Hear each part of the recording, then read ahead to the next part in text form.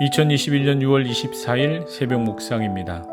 오늘 함께 나눌 하나님의 말씀은 출애굽기 30장 6절입니다. 그 제단을 증거계 위 속죄소 맞은편 곧 증거계 앞에 있는 회장 밖에 두라. 그 속죄소는 내가 너와 만날 곳이며.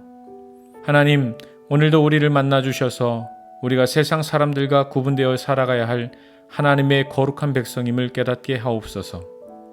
하나님의 임재 연습이라는 책에 소개된 글입니다. 이 책의 저자는 16세기 도미니칸 수도회에 속해 있던 로렌스 형제입니다.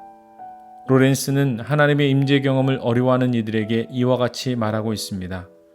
당신이 식사할 때든지 친구들과 함께 있을 때라도 당신의 마음을 하나님께 향하게 하라. 잠깐 하나님을 기억하는 것도 하나님께서 받으시기에 충분히 아름다운 것이다. 당신은 크게 외칠 필요가 없다. 하나님은 우리 생각보다 더 가까이 우리와 함께 계신다 라고 말했습니다. 오늘 본문은 제사 기구인 분향단에 대한 지침과 규례들을 소개하고 있습니다. 분향단은 말 그대로 향을 피우는 제단으로서 제사장은 아침에 등을 손질할 때 향을 피우고 저녁에 등불을 켤 때 향기로운 향을 피웠던 것입니다. 이 분향단은 증거계 위 속죄소 맞은편 증거계 앞에 있는 휘장 밖에 둠으로써 하나님과 백성들의 사이가 결코 멀지 않았음을 말씀하시는 것이며, 하나님은 향으로 가득한 성막 안에서 이스라엘과 만나려 하셨던 것입니다.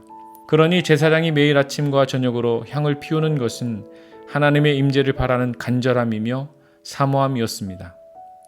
이스라엘은 하나님의 임재를 통해서 자신의 신분이 노예가 아닌 하나님의 거룩한 백성임을 깨달았습니다. 그들은 하나님의 임재를 통해서 그들이 나아갈 곳이 고통과 절망을 안겨준 애굽이 아닌 약속의 땅 가나안임을 깨달았습니다. 또한 그들은 하나님의 임재를 통해 그들이 지키고 행해야 할 일들이 돌을 쪼개고 바로의 피라미드를 짓는 일이 아닌 하나님의 명령하신 율법과 법도와 계명을 준행하는 일임을 알았던 것입니다. 그리고 마침내 하나님의 임재를 통해 그들은 하나님의 영광을 보았고 거룩한 하나님의 백성이 된 것입니다. 사랑하는 성도 여러분, 하나님이 우리에게 바라시는 것은 한 가지입니다. 거룩한 삶을 살라는 것입니다.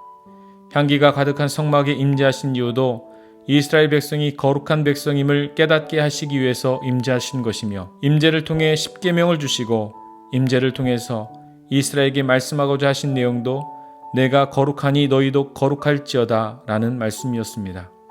제사장이 향을 피워 성막 안을 연기로 가득 채워 하나님의 임재를 경험했듯이 우리 또한 성령 충만함을 사모함으로 살아계신 하나님을 경험하고 이 땅에서 거룩한 하나님의 백성으로 사는 복된 인생이 되길 주님의 이름으로 기도합니다.